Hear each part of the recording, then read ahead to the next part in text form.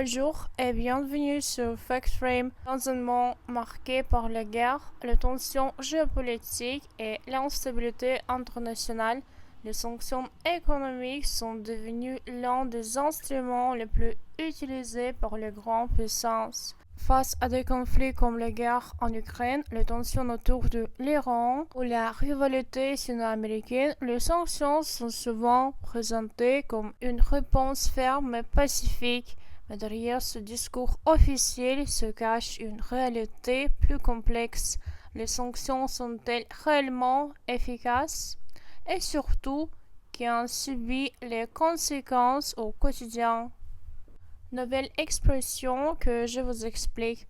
Instabilité internationale signifie situation mondiale marquée par des crises répétées. Instrument politique signifie moyen utilisé pour atteindre un objectif politique.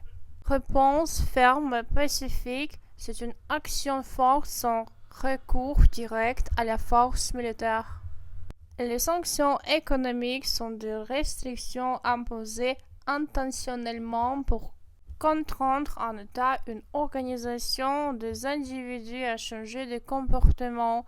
Elles visent officiellement des objectifs de politique étrangère, mettre fin à une guerre, empêcher la prolifération nucléaire, lutter contre le terrorisme ou défendre les droits humains.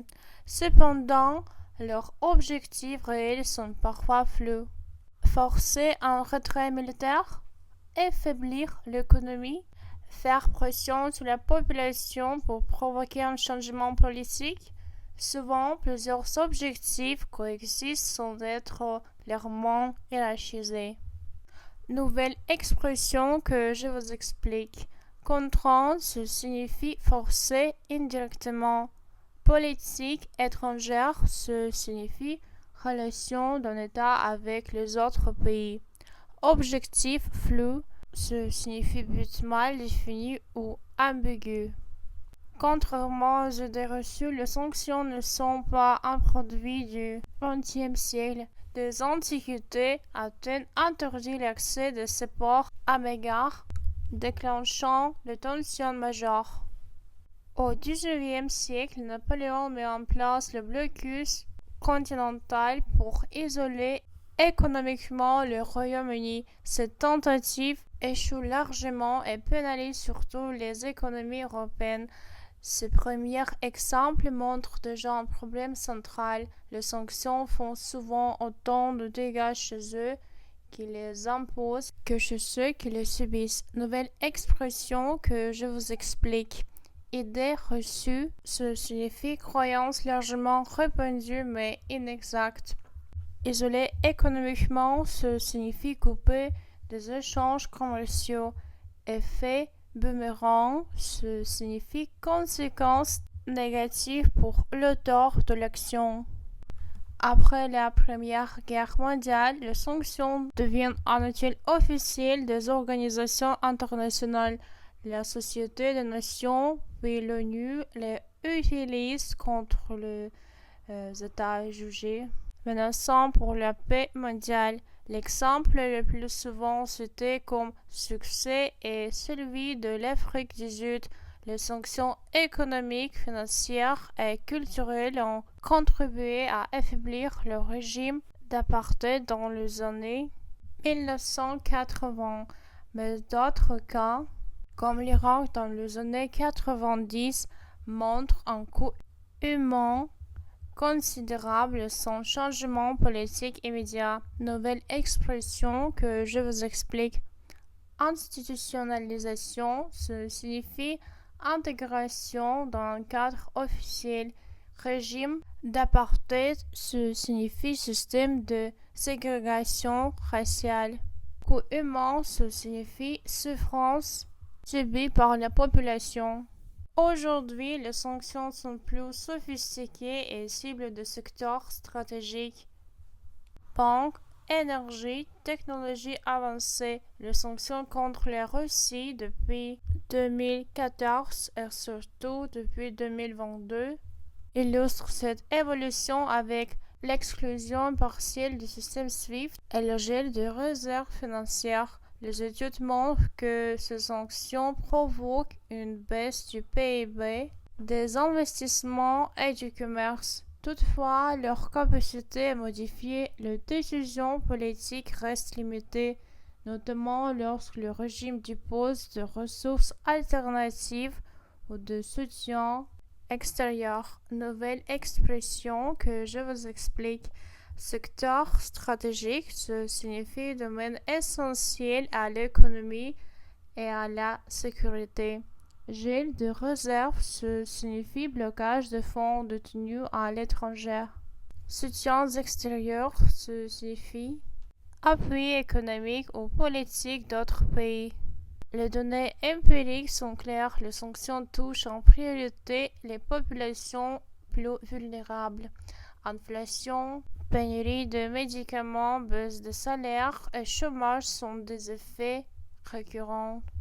En Iran ou en Irak, les sanctions ont aggravé la pauvreté et les inégalités, tandis que les élites politiques parvenaient souvent à se protéger. Cela pose une question éthique fondamentale. Peut-on justifier des politiques qui frappent massivement de civils pour atteindre des objectifs politiques incertains? Nouvelle expression que je vous explique. Données empiriques, ce signifie résultats fondés sur l'observation et les études. Population vulnérable, ce signifie groupe les plus exposés aux crises. Question éthique, ce signifie interrogation morale. Un autre problème majeur est le contournement de sanctions. Lorsque celles-ci ne sont pas universelles, le commerce se dirige vers des pays tiers. Lors 2022, les échanges entre la Russie et certains pays non occidentaux ont fortement augmenté. Cela montre que les sanctions sont plus efficaces lorsqu'elles sont multilatérales et bien coordonnées. Sans cela, elles peuvent simplement restructurer les flux commerciaux sans atteindre leurs objectifs politiques. Nouvelle expression que je vous explique. Flux commerciaux, ce signifie circulation des échanges économiques. Coordination internationale, ce signifie action concentrée entre États. Restructurer, ce signifie modifier l'organisation existante. Pour conclure, regardons vers l'avenir. Tout indique que les sanctions économiques vont continuer à se multiplier, mais sous des formes nouvelles. Les puissances occidentales privilégient de plus en plus de sanctions ciblées visant les élites politiques, les secteurs technologiques sensibles et les chaînes d'approvisionnement stratégiques plutôt que des embargos généralisés. Dans les années à venir, les experts s'attendent à une intensification de sanctions liées aux technologies avancées, semi-conducteurs, intelligence artificielle et cybersécurité, aussi à la transition énergétique et aux flux financiers internationaux, notamment via un contrôle accru de bons, de cryptoactifs et des monnaies numériques. La rivalité géopolitique entre les États-Unis et la Chine pourrait également entraîner davantage de sanctions extraterritoriales affectant des entreprises et des pays tiers, notamment en Europe. Enfin, dans le contexte de conflits prolongés comme la guerre en Ukraine, les sanctions risquent de devenir structurelles, c'est-à-dire durables et intégrées au fonctionnement normal de l'économie mondiale. Le grand enjeu sera alors d'éviter une fragmentation de l'économie mondiale avec des blocs économiques rivaux, des systèmes financiers parallèles et une réduction durable de la coopération internationale. Nouvelle expression que je vous explique. Sanctions ciblées, ce signifie mesures visant des acteurs précis plutôt que la population. Chaîne d'approvisionnement, ce signifie réseau de production et de distribution. Sanctions extraterritoriales, ce signifie sanctions appliquées à des acteurs étrangers tiers. Structurel, ce signifie intégrer sur le long terme. Fragmentation de l'économie mondiale, ce signifie division du monde en blocs économiques séparés. Les sanctions économiques restent un outil central de la diplomatie contemporaine, mais leur efficacité décline. Elles causent des dommages économiques importants, souvent durables, sans garantir un changement politique.